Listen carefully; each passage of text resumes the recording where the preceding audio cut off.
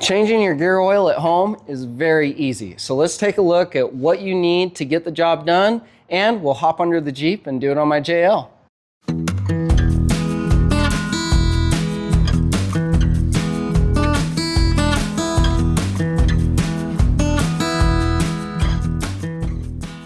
Really, changing your gear oil is one of the easiest things to do, especially if you're working on a Dana 44. I have some AMSOIL Severe Gear 75W90 that I'll be using today, but be sure to follow what your manufacturer recommends for your axle. Some shop towels, always helpful to have around. You're going to need either some yellow PTFE thread seal tape. This is petroleum resistant and high temp resistant. Or you could use some Permatex thread sealant like this. This is also a high temperature thread sealant. You'll just need to use a little bit on the drain plug and fill plug. And then to remove the drain plug, you will need a 3/8 inch ratchet, or you can use a 1/2 inch socket driver with a step down to a 3/8 inch. Sometimes you might need a little extra leverage, so that's why I like the 1/2 inch with the step down bit. And then of course you'll need an oil catch pan, and once you're done draining your differentials, you'll want some type of receptacle ready to put that used oil in and take it on down to your local auto shop.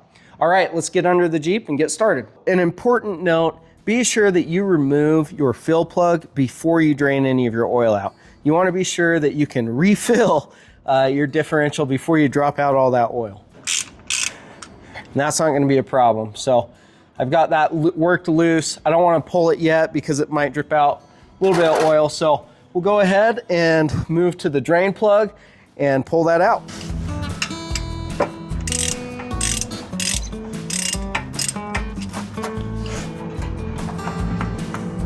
While that's coming out, I am just watching the oil pan to make sure there's no major chunks of metal in there. We're gonna go ahead and clean up the drain plugs, and then we'll come back and put the plug back in. No big metal chunks, just what you'd expect to see, so that's great. We'll clean up both these plugs with a little bit of brake cleaner. I'm actually gonna use this tape just because it worked really well. So we'll just wrap that around there. Okay, that one's ready. Same for the fill plug. Those are ready to go back in. Remember, the drain plug has the magnet. The fill plug does not have a magnet. So after I drain the oil, I always like to look and just check that oil for any big chunks of metal that have come out, but I don't see any, which is a good sign. All right, let's go ahead and refill that differential. A lot of gear oil manufacturers are now actually offering these easy packs, so it's like a soft plastic container, and that makes it a lot easier to refill your differential. So highly recommend one of these packs. AMSOIL has them, also Valvoline. I mean, there's a lot of companies now that are doing this, so highly recommend that. So you'll know when you've put enough in because it'll actually start to come out of the fill plug. All right, I think we've almost got one full quart in there. This is why I love these soft packs. They just make it so easy. You get a lot less waste. All right, one more quart. Now, if my memory serves me correctly, this axle takes about 1.5 quarts, which, yep, let's see how it's starting to come out now. That's when you know you're ready to put your drain plug back in, so that's how you know. Okay. You don't need to go crazy tight, just tight enough. For those of you like me and maybe a little type A, the drain plug and fill plug torque spec is 25 foot-pounds on my Jeep. So that's a 22 Jeep Wrangler 392 with a Dana 220 in the rear. You can double check those specs though. It's easy to find online. I'm gonna go ahead and grab a torque wrench and get those plugs torqued down.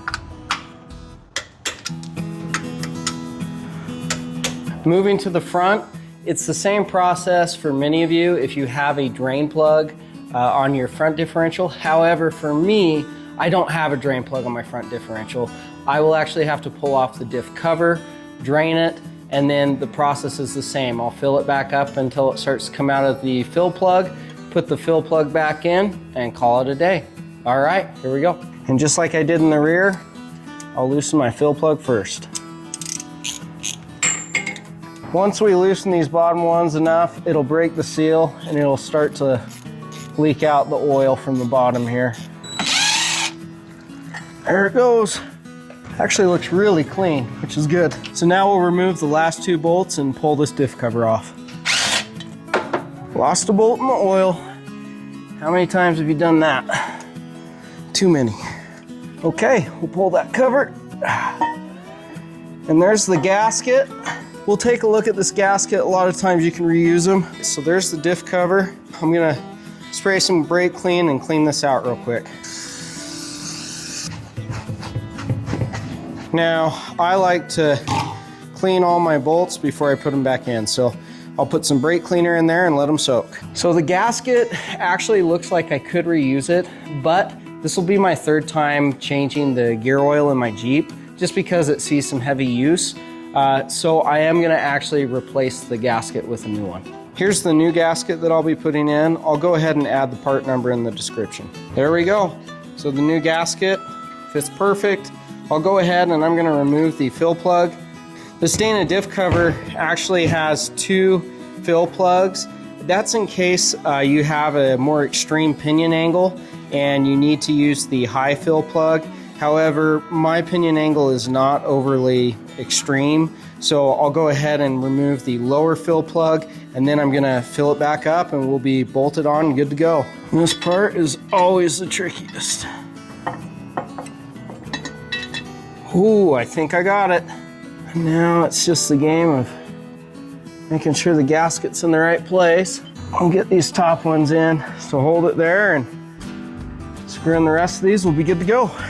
I just finished torquing down the front diff cover bolts. For me, I usually go about 25 foot-pounds. However, you'll want to double check what the correct torque specifications are for your axle in your Jeep or other off-road vehicle. All right, now it's time to get some new oil back in this diff. All right, it's starting to drip out, so we'll grab the plug and put her back in there. There we go. And it's as easy as that.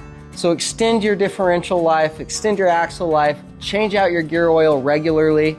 I hope you found this video helpful.